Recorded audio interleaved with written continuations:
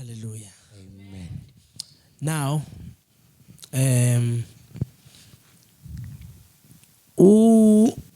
ukuthemba uThixo kohlukile kunothemba abantu. Hallelujah. Amen. Ndithi nje basilapha nje akekho umuntu ongakhanga phoxwe ngumuntu. Hallelujah. Amen. Now, yes, perfect. Akekho umuntu ongakhanga phoxwe ngumuntu. Ilevel yophoxeka kwakho. Okay. Ilevel yokhathazeka kwakho xa uphoxwe ngumuntu. Ixhomekeke kwilevel ubumthembe ngayo lo muntu. Hallelujah. Amen. Awukhathazeki kakhulu xa uphoxwa ngumuntu ubungamthembanga kakhulu. Amen. Hallelujah. Hallelujah. Amen. Uyakwazi utsho emntwini omazi bakathembekanga ngeke uzondiphathele ice cream or whatever the case at time. Akuphoxe lo muntu uqonda okade bengekuthembanga nokuthemba mna uzandiphathela, that's why ndingakhathazekanga. Hallelujah. Amen. Now, kohlukile xa uphoxwa ngumuntu ebe omthembileyo umzali ongumntwana. Ntanam ndincama imali yakho yokugqibela ndiyokufaka e-boarding school. Yo. Mama don't worry mama. Ndabuya nayo mama. Grade 12. Hallelujah. Ba intombi asabuye nesisu angaphela buyele esikolweni. Uba ngumfana sabuye nereport efundisa wena esikolweni ubuyoxela. Kanje buthumela imali yokugqibela yakho manje uncama nyanga nanyanga akangenanga kwasesikolweni. Now, izinga lophoxeka nokhathazeka kwakho lingangokubumthembile lo muntu. Hallelujah. Amen. Izinga lophoxeka alibi likhulu kumuntu ubungakhanga umthembe kakhulu. Okanye izinga lokhathazeka xa uphoxiwe alibi likhulu xa ubungamthembanga kakhulu. Liba likhulu xa umthembe kakhulu. Izinga lo kuba hurt xa uphoxekile. Amen. Hallelujah. Amen. Now, siyafika ezinkonzweni. Sifike siyofuna uThixo. Xa sesifika sifuna uThixo, sidlule kuThixo ngoba simboni ngeliso lenyama, sithemba befundisi bethu. Hallelujah. Hallelujah. Amen. Then sithemba umfundisi ngaphezulu basithembe uThixo. Abe umfundisi naye engumuntu enobuntu as much as enikwe uxanduva lukaThixo. Esetyenziswa nguThixo. Ze ngomso ubuntu xa buye bamongamela wenza impazamo uphoxeke kakhulu kude kube ngathi uphoxwe nguThixo. Hallelujah. Amen. Iyavakala. Amen. Because lo muntu lona uye wambeka endaweni yokuba ngokaThixo, ukusendaweni kaThixo, and then ke ngoku xa enophazama lo muntu awuboni ingathi kuphazame umuntu nje bunom-understanda ngenxa yendlela bumthembe kakhulu. Yeyi bethu nani kanimeni ngecawe andizuya nkonzweni mna ndiphoxeke kakhulu. Phi enkonzweni ngumfundisi okanye ndiphoxeke kakhulu enkonzweni ngabantu benkonzo. Ngoba usuke ezweni wathi uze enkonzweni usithi uzothuthuzelwa ngabantu bakaThixo, uzothandwa, wathandwa nyani, umane uvelelwe xa kukho into. Kwasuka kwathi ngonyaka uthile uswelekelwe akwabikho nomnye yovela. Wathi ngaloo mini leyo Nkosi yam indiphoxile ndifile emphefumlweni. Andisafuna endibene nkonzo. Uphoxekile, you are hurt because of the high level of trust you had kulo nkonzo. Ngibonga Nkosi Yesuko. Amen. Now, ithi ngole ndaba esifunda kuyo izolo, because today is a Monday service. Hallelujah. Amen. Ithi Kholosa. Okay, ndingayivula noka record for name namhlanje. It was busy yesterday. It was busy. Ibithi besikele ku Proverbs chapter 3 verse 5 and 6. Imizekeliso chapter 3 verse 5 and 6. Uthi Kholosa NgoYehova ngenhliziyo yakho yonke. Ungayami ngokwakho ukuqonda. Kholosa, thembela kuYehova ngenhliziyo yakho yonke. Ungoyami ngokwakho ukuqonda. Meaning that don't trust your own understanding ngezinto that you'll be going through emhlabeni, but trust in the Lord with all your heart. Amen. Hallelujah. Amen. Ikhona bazalwane. Amen. Hallelujah. Amen. So, in all your ways, acknowledge God. In all your ways, acknowledge Him, and He will make straight your path. Uzayilungisa indlela yakho. Xa kunto yongenzekayo, acknowledge uThixo. Okay, uthini acknowledge? Oh, you kuthini acknowledge? Phina Mazisa. Ukwazisa uThixo. Uthi enguthi, awusemhle mabani. Enguthixo. Ulungile uThixo. Ayabasatha. Amen. Hallelujah. Amen. Ungathembi mntu ngaphezu koThixo. Mna ke ndithi ke andithembanga kwamntu ke mna ndodwa. But ndithembe uThixo ngabantu. Amen. I think ndiguqule man. Hallelujah. Amen. Ndimthembile uThixo ngomama uQotoyi. Hallelujah. Amen. Bamaqama Mr. Mqoma ndimthembile uThixo ngoxhinti. Amen. Hallelujah. Amen. Hallelujah. Amen. Mr. Xindi, hey, uthela umhasiba uzofika alungise enze zonke izinto ayibhatala lanto ethile bethe uzothintintini. No. Andithembanga yena. Ndithembe uThixo ngaye. Amen. Now izakwenza uThixo ke ngokuyena athembeke ezwini lakhe ngalamntu. Is it making sense? Yes. Hallelujah. Amen. NguThixo zisabantu kuthi for him for them to help us, to love us. uThixo ufuna usithanda ngabantu because nongendawo uSathane ufuna usicaphukela ngabantu. uThixo ufuna uSathane ufuna usithakatha ngabantu. uThixo ufuna usihlangula ngabantu bakhe. Amen. Ababizileyo, ne? Amen.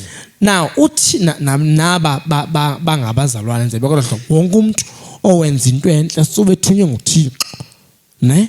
Wonke umuntu ofuna ukukhathaza ngalomini wakusemsebenzini noma kusesikolweni noma kusekuhlaleni sube setyenzwa ngongendawo to make sure that ukhathazekile ngalomini. Now nalona ke ngoku uwenza okuhle uthunywe nguThixo. Hallelujah.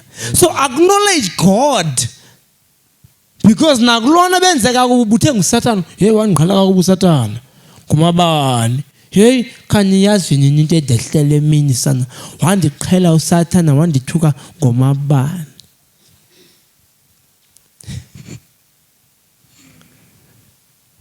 Athukwe umntana ngumama. Kanti akathuka ngumama kuthuka nguSathane through umama wakhe. Aphinde kwa umama uyiwana ngene ngomoya kaThixo. Athi mntanami khawundincede. umzimba mnye lo. But namhlanje izolo besetyenziswa ngomnye umoya, namhlanje besetyenziswa ngomnye umoya. Amen. But God uses our bodies. And the devil uses our bodies. Asivuma. Amen.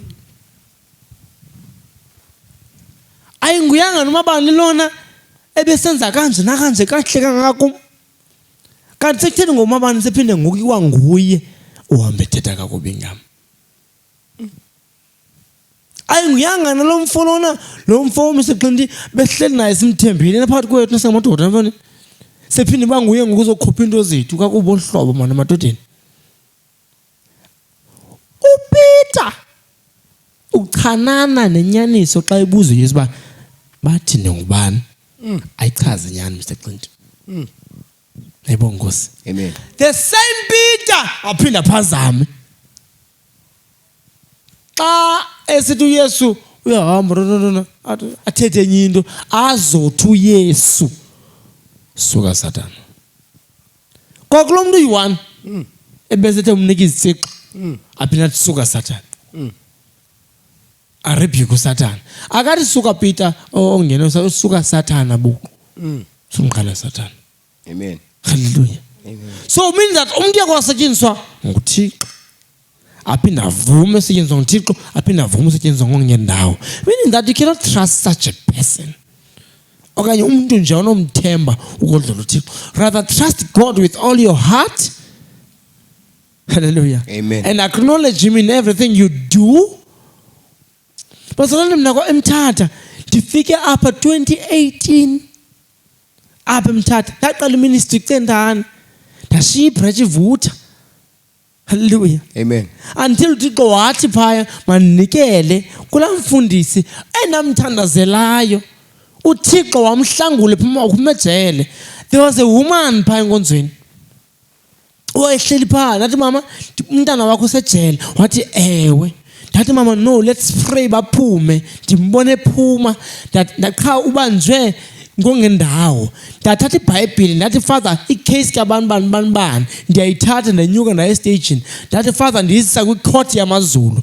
Icourt yomhlaba yohlulakele. Amen. Ndiyamthethelela igazi lakho malithethe bhetele kunomhlaba. Yeah, mama, a miracle, one of the greatest miracles ezinezandi khona. Yo, yasebenzisa uThixo nzima nditswempuki. Yo, kodwa wakhe ngandityebile sanqani. Khona yo, declare. Hallelujah. Lamfo yaba nguMonday mama. Tuesday phumile umuntu ejele. Phumile ejele. Monday ngoba kwiparole ekhawuleze leyo wakhutshwa. Tuesday phumile. Hallelujah. Kuliste wona baphumayo. Sunday, next Sunday, selapha lo muntu. Uwesibini nanimthandazele same night, same day, waphuma after 3 months. uThixo enamthembayo xa ndime phambi kwabantu uba ndiyamazi uThixo with all my heart bakazondiphoxa xa ndithandazele ezi cases zabantu. Hallelujah. Amen. Ukuthemba uThixo kwama kunye nokholwa uThixo. Awukwazi ukuthemba umuntu ongakholwayo kuye. Hallelujah. Amen. Yho ndiyakholwa lo sanqa yho uzayenza mama. Then ukholwa nokuthemba uhamba kunye. Hallelujah. Amen. Awukwazi ukholwa kumuntu ongamthembanga. Ungakwazi umthemba umuntu ongakholwa kuye. Ukholelwa kuye. Ebonga Nkosi Yesu. Amen. Aphuma la mfana. Yaqala kanti lo mfana kudala esindisiwe kwapha ejwele. Jini yaba 2 months ndamfunza uthandazela abantu.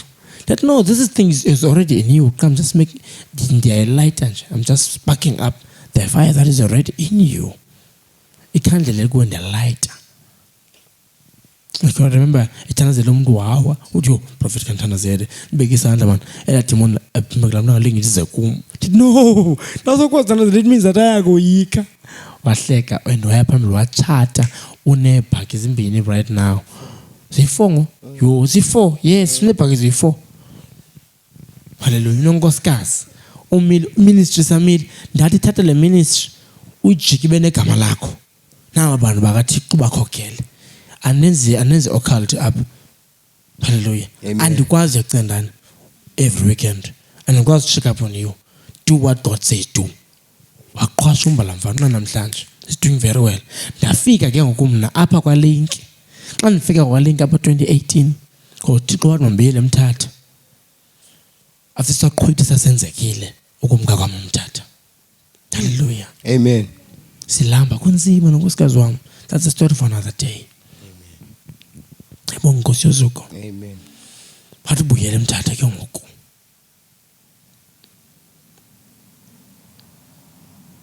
Because andinokwazi uqala Umtata ngela xesha ndandizimthatha that time. Because Thixo wathi kum ungakulingi uqale ubuhlanti ngezimvu zikaJese wena David. Ewe izimvu ziqhelene nawe. Xa khona endaweni ezimvu ziqhelene nawe. Nguwe Mose uqhela uzilwela kumabhere, nguwe uqhela uzilwela ngonyama, but now ke ngoku xa usithi uyahamba singafuna uhamba nawe. So nyamalala bhetele ubuye kuloo ndawo after some years sesimkile saqhwithi. Qale clean. Ungaqali ministry kwi-foundation yoqhekeka. Oh my God. Hallelujah. Amen. Because waqala la foundation apha ngiqhekeke seyiphezulu indlu yakho yakhayo. Kathixo othiye kaThixo. And wesibini ubungaqala ngabantu oqhekeke nabo kwinkonzo suka kuyo. Kunzima ukwenza into entsha. Yo. Kunzima ukwenza into entsha. Ofuna uyenza because baqhelele undalasha. Kunzima baquna ke ngoku masenze lena ke uthi xa masiyenze. Hayi qhele imhlophe soze. Hayi asazana uyasaba basuka khona kaloku thina. Bese yasinxiba igqezi imhlophe. Hayi siyazi ke ngolena uza nayo ngoku. Yes group. Hallelujah. Amen. I bese to Psalms 150, praise the Lord with everything that you have. Nangengqondo. Yabonga Nkosi yozuko. Amen. So I came back here. Ndafika ndiphethe ibhegi nempahla bo. Ndifike lapha ngaphesheya kwaMadlamini. KwaMadlamini ndaziwa njani intombi kaMadlamini yayifunda kuCendane. Walile apho ku-service ndathi umama kakho right, umonculo wayityhila. Ndayibona baba kakho walila. Samfonela mama ke kwi-service alabashatho. Ndamthemba uThixo ngenhliziyo yami yonke. Amen. Ngengakanani inhliziyo yonke. Ndamthemba uThixo uba ngaba emthatha nje mama ke semthatha egula nje uzawuphila sikucendane thina. Amen. Akho nto akwasisi omnipresent ukho ndawo yonke. Omnipotent. All powerful God. Hallelujah. Amen. Omniscient wazi yonke into. Hallelujah. Amen. Waphila mama kasisi. Uphila kwakhe. Hey.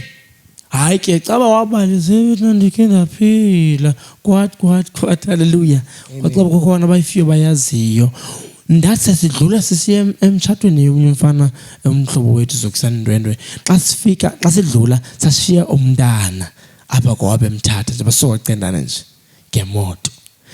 Xa sibuye emtshatweni Port St John's sizothatha umntana. Wathi ngoDisemba 2017. Hallelujah. Amen. Wathi umyeni wami uswelekile sekulithuba imali aziphume ndifuna ufaka abantwana ngoJanuary eVarsity. Yabonga Nkosi yozuko. Amen. Yabona ndisuke emtshatweni akho ndidibanisana link uLink nimazi on ngosuke ngizothatha umntana. Kanti uThixo lena banizoshiya umntana ngoThixo ufuna ndibone le ndawo afuna undimesa kuyo. Ngenxa iba ndisekude kancinci kuye kumveni kakuhle.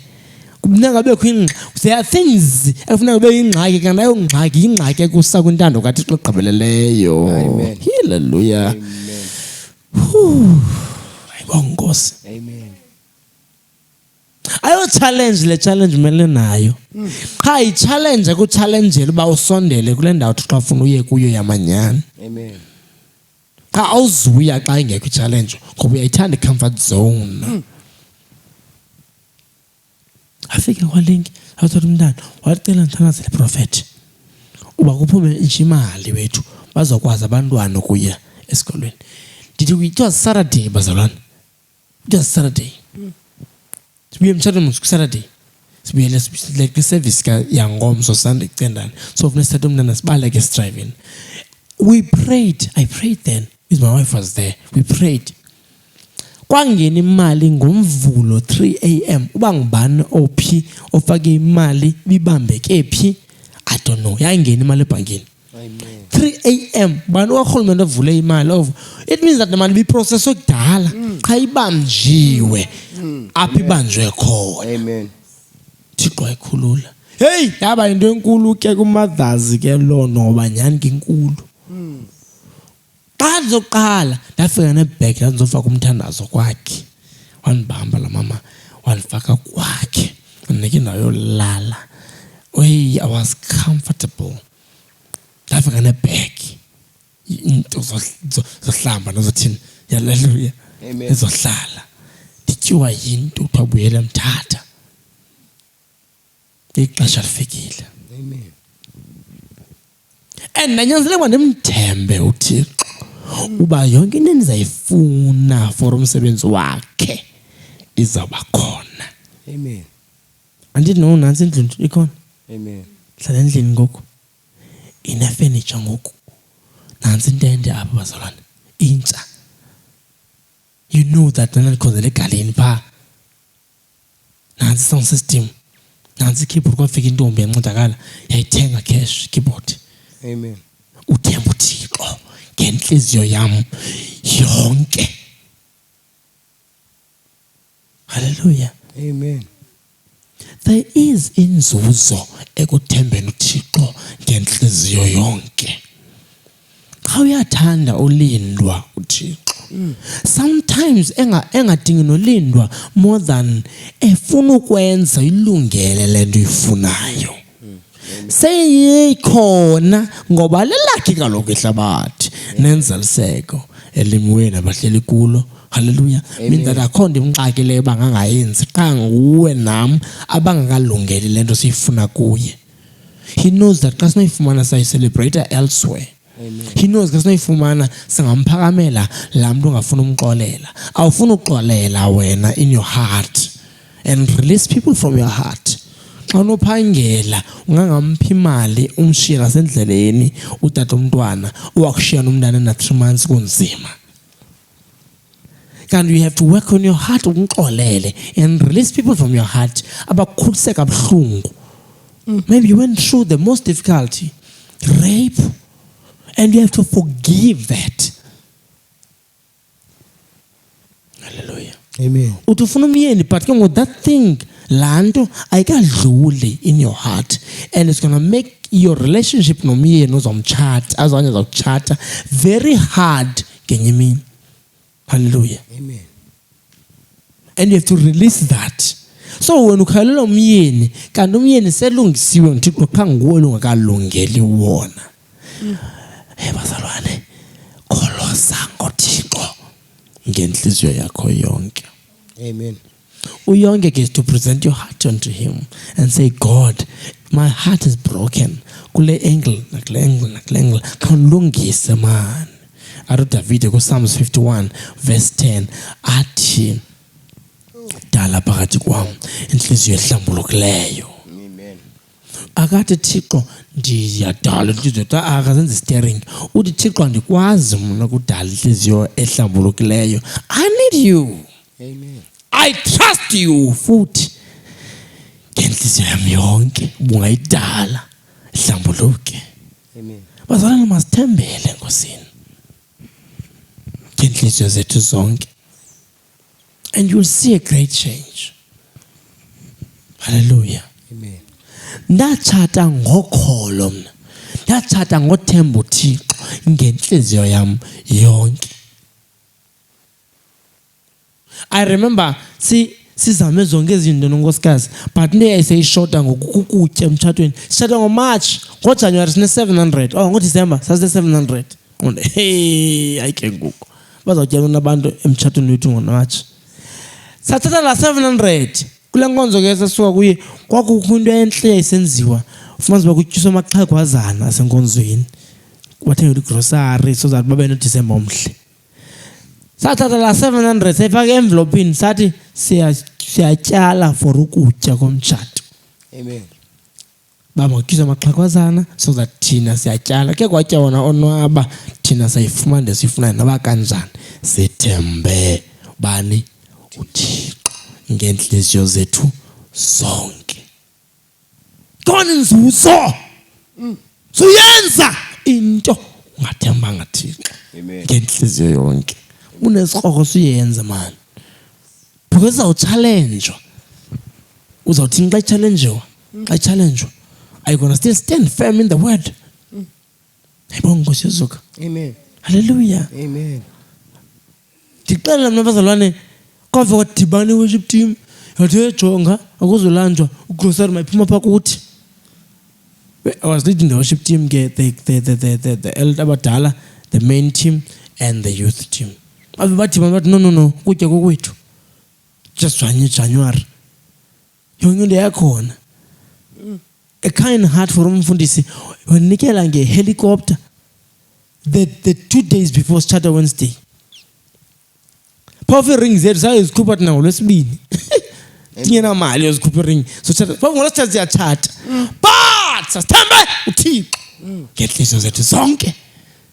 Sena sikroko soba izingenzeki lento. Sithi izakwenzeka lento. Izakwenzeka lento. Siyachata sithanda sami. Sasinsilogini sithi ke bazalwane, ekhoyo yayikhona emaphakadeni, engekhoyo zange ibe khona emaphakadeni. Amen. Asingena abantu abakhaphi thina. Hallelujah. Amen. Asingena abakhaphi, asingena nalanda ingena abantu ke betshela khona abantu ingena abantu 10. Bayibukwa abantu. Bathi yo akusekuhle yebe thina man iphucukile akhona abakhaphi manabe, so simple and beautiful. Amen. For you abayazi ba safudanga kwalonto. But because Thixo inhle is glorious. Glory to Jesus. Amen. Themba uThixo inhliziyo yakho yonke. You'll get great outcome. So Kholosa ngezinto nazo. Ndidaba ngemini masingakholose ngezinto esinazo. Because if ufuna ukuhlonitshwa because of imoto ohamba ngayo, imfonomfono iphetheyo, impahla enxibayo, ngomso xa kusenzeka ingozi kulaa moto, God forbid ayikwenzeka ingozi kulaa moto yakho. Hallelujah. Amen. Xa senzeka ingozi kulaa moto, zingabikho laa moto, uthanda uhlonitshwa ngenxa yayo. Yophuke laa mfonomfono idurayo. Lena uyithe qhiwe esandleni kuze sikubone bungubani ngayo. Will you know who you are xa ingekho yona? Hallelujah. Amen. If you are defined by izinto onazo, xa zingekhoyo uzozibona ungenguwanga. Ukhona ubhuti phaa ezilalini ekhaya, afike athi lo bhuti yama nge-double cab, athi double cab ayithengileyo athi, yo Tshemese ngena man, abe sinyuka from phaa evenkileni siyapha ekhayeni phezulu, andikhwelise. Tshemese ndibona ukuthini, yamkele wethini, ndibhuti wakho kuthini. Andixela ndirhotmali into ezathi amadoda anizo-understand ke mama. Thina siyathambaza singamadoda thina. Amen. Hayi ngamathambeni thina. Hallelujah. Hayo ndirhotmali intle bhuti. Ndincoma nyhani futhi yabe intle nyhani. Must pity 50 wayifumana nge-70,000. It's an old one but intle man, clean electric windows yonke into icwalile. Hallelujah. Akho rust akho ntoni. Ndamncoma uthi ndibhuti wakho uthi ndirhotmali yakho kuthi ndandikuxelele. Yandibona? Ndihotman nyhani ndithi ke bhuti yayiphazama. Ndimike ngale mina igazi liseshushu. Ndimike lehle kuqala. Hallelujah. Makambe nomncomo wami ngabe ngathi mhlawumbe ndiyamlwa yabo. Makambe nalima ndimncoma. Ndigqiba umncoma ke. Siyahamba sidibana ngengomso omnye. Ndithi bhuti wami ndikhona buyithetha indiphazamisile. Uthe kum ungubhuti wami. Mandikubone kakuhle ngubhuti wami. Khangobe ngubhuti wami ngosi kube nento. Ungubhuti ngaphandle kwento. Awenziwa yinto nayo kumubuza ube ngubhuti. Ungubhuti ungenabhaki. Ungubhuti wami. Ndi-proud uba ndinobhuti kuwe ungenayo ibhaki. Ayobhaki ekwenza ube nesidima kum. Noma ndikuhloniphe. Kodwa ikuba ngabitshayise ingabikho ngomso. Ze ucinga uba ungubhuti kuthi xa ingekhoyo. Trust God. and lean on to your own understanding. Thembela, Kholosa NgoYehova. Ungoyami ngezinto zengqondo. Hallelujah. Amen. Because these things, they perish. Siyaphela. Moto ziyashayisa. Ifoni ziyawa zophuke. Izindlu ziyatsha. Imisebenzi yarestrenchwa. But if you ukholose ngezinto nazo, how are you going to be ikazi ngekhoyo? Uzawuthi ngubani if you are defined by the things that you have? When they are not there, ungubani ke? Uhlonitshwa nxa emsebenzi. So because you are a doctor, you are a director, because you are an CFO, because you are umfundisi, because you are a prophet. Ngomso xa ungasakwazi ubeka izandla uathekwe sistroke. Who are you? Ngomso xa kwenzeka imistake that license yakho beke into esigulane esifayo kuthatha license yakho of being a doctor uthe siyayihlutha kuwe. Who are you? Amen. Who are you? Do not be defined by the things. Kholosa ngezinto neposition obeke kuzo nguThixo. Kholosa NgoYehova. And lean not to your own understanding. Hallelujah. Amen. Don't lean to your own understanding. Amen. Hallelujah. Amen. If ndingakholosa ndizenze bhetele kubanye befundisi ndithi ndinentende mna ndilandela abantu abangaka ndikholose ndicimba isidima sam sikwinani labantu. Hawu uzuyithatha loo nto leyo yenze kakhulu kwi-lockdown. Abantu bakholosa before the lockdown. Ininzi lethu kulo msebenzi wethu nabantu abanee-businesses njalo njalo bebekholose nge-number of people that they are leading. Mfundisi ubanzi mhloniphe because lead 5,000 yabantu, i-500 yabantu, i-300 yabantu. Hallelujah. Then ke ngoku yafika lockdown yasibetha sonke athi vo phansi. Nabane-business ezinkulu zathathwa neemoto zabo baqaliswa phansi. Then they had to dig deep within themselves uba bangobani. Kholosa NgoYehova and lean on, not to your own understanding. Lean not to your own understanding. Hallelujah. Amen. But lean on God. Hallelujah. Amen.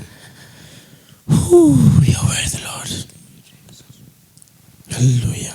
Amen. Let us man ngezinyawo. Yathi Nkosi Yesu. Nkosi Yesu.